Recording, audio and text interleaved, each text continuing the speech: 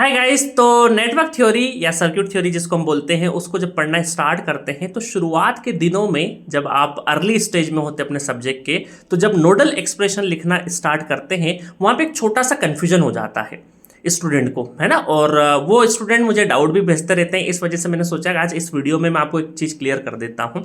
ये मैंने क्वेश्चन भी लिख रखा है आपके सामने। देखिए डाउट क्या आता है, आपको मेरे ख्याल से दिख रहा होगा, ठीक है।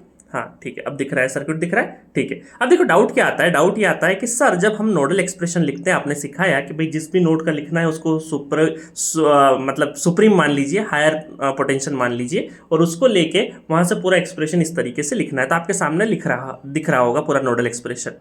अब डाउट ये आता है कि सर ये वाली जो ब्रांच है, ये वाली जो ब्रांच है जिसमें आई करंट फ्लो कर रहा है, वहां पर क्या मैं v-1 डिवाइडेड बाय 1 जो आपने लिखा है उसकी बजाय जो डायरेक्टली अगर मुझे करंट गिवन है तो क्या मैं I लिख सकता हूं यहां पर।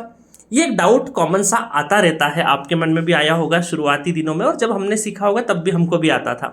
तो आप देखो इस क्वेश्चन को ध्यान से देखो, कर सकते हो, इसमें कोई दिक्कत नहीं है कि भाई हम लोग नोडल एक्सप्रेशन दिख रहे हैं। ये फोकस ले लेते हैं थोड़ा सा, हाँ अब दिख रहा होगा। अब आप समझिए ध्यान से कि अगर मैं, है ना, ये जो पहली एक्सप्रेशन है हमारी, ये पहली एक्सप्रेशन है, v1-1 डिवाइड बाय 1 की जगह अगर मैं i इंट्रोड्यूस कर देता हूं तो ऑब्वियसली i उस साइड में लिखा है क्योंकि वो इनकमिंग करंट कहलाएगा। तो आप पूरे एक्सप्रेशन में देखिए कि अननोन बढ़ जाएंगे। क्या बढ़ जाएंगे, दिक्कत कहां होगी, अननोन बढ़ जाएंगे।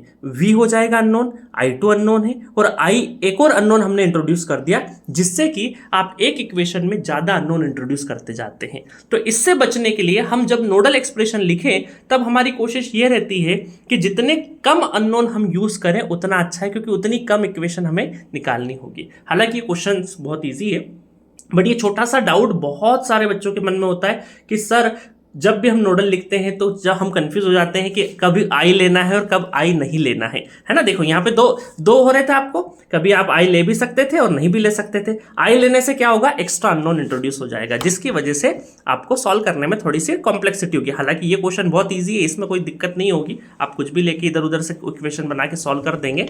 बट ये जो छोटा सा डाउट है ना, बहुत सारे लोगों के मन में रहता है। तो आपको हमेशा नोडल लिखते टाइम पे इन शॉर्ट ये समझना है कि आपको कम से कम अननोन आए आपकी इक्वेशन में, उतना बेहतर रहेगा। ठीक है, तो बेहतरीन तरीके से नेटवर्क थ्योरी सीखना है तो डाउनलोड जी सेंटर एप्लीकेशन, जहां पर अमेजिंग कंटेंट आपको अफोर्डेबल प्राइस में अवेलेबल है, जाके आप एनरोल कर सकते हैं अपने कोर्सेज के अंदर। Okay, thank you so much.